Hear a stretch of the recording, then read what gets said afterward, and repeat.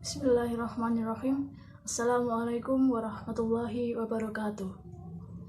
Nama saya Cindy Arin Saputri dari kelas E22 Pendidikan Agama Islam. Pada kesempatan kali ini, saya akan menyampaikan mengenai mazhab. Mazhab dapat diartikan dengan aliran.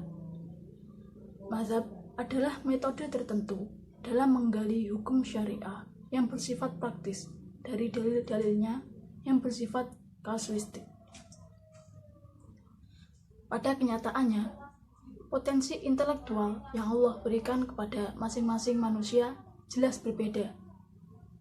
Dengan adanya perbedaan itu, tidak mungkin semua orang bisa menarik kesimpulan yang sama ketika berhadapan dengan teks-teks syariah. Oleh karena itu, terjadinya perbedaan pendapat yang melahirkan beragam mazhab merupakan suatu keniscayaan.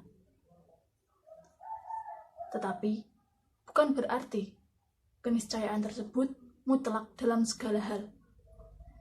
Bukan berarti juga bisa ditafsirkan secara bebas dengan bentuk dan metode apapun.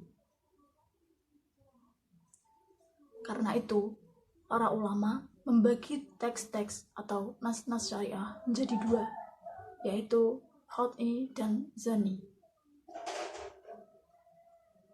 Qat'i artinya mutlak, absolut, dan bebas dari penafsiran. Topik pembahasannya berkenaan dengan ajaran Islam yang pokok dan mendasar. Contohnya yaitu sholat. Makna nas-nas qat'i umumnya sudah jelas dan langsung bisa dipahami.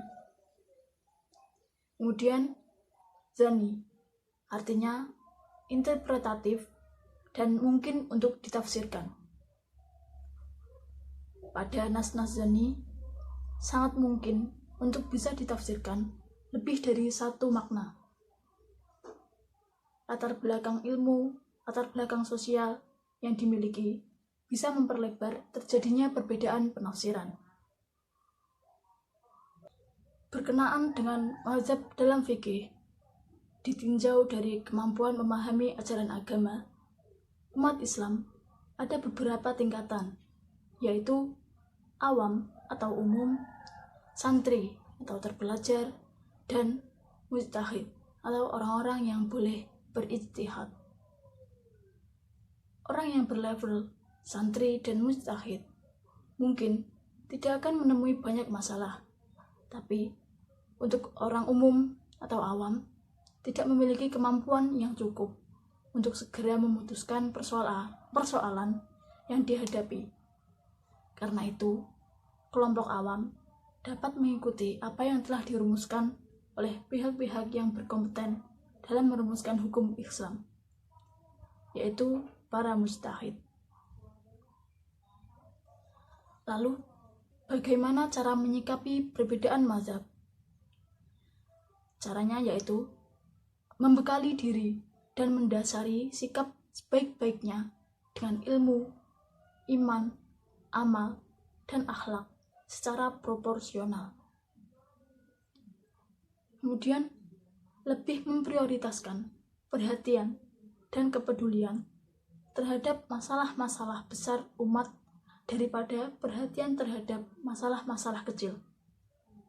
Karena jika tidak seperti itu, akan cenderung berlebihan dalam menyikapi setiap masalah. Kemudian, memahami perbedaan dengan benar, mengakuinya, dan menerimanya sebagai bagian dari rahmat Allah bagi umat.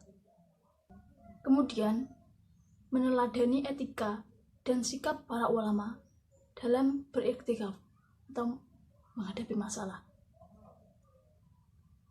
Mengikuti pendapat ulama dengan mengetahui dalilnya atau memilih pendapat yang kuat setelah mengkaji dan membandingkan berdasarkan metodologi ilmiah yang diakui. Untuk praktek pribadi dan dalam masalah yang bisa bersifat personal individual, maka setiap orang berhak mengikuti dan mengamalkan pendapat atau mazhab yang kuat menurut pilihannya. Sementara itu, terhadap orang lain atau dalam hal-hal yang terkait dengan kemaslahatan umum, sangat diutamakan kita memilih sikap melonggarkan dan bertoleransi. Lalu, menghindari sikap berlebih-lebihan atau ekstrim dalam masalah-masalah yang bukan inti.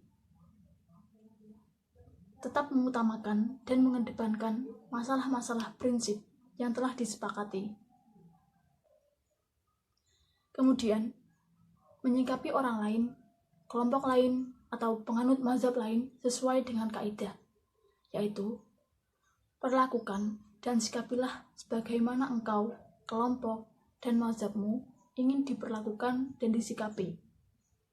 Dan jangan memperlakukan dan menyikapi orang lain dengan perlakuan dan penyikapan yang tidak engkau inginkan dan tidak engkau sukai untuk dirimu, kelompokmu, dan mazhabmu. Sekian dari saya. Mohon maaf apabila ada salah kata. Terima kasih. Wassalamualaikum warahmatullahi wabarakatuh.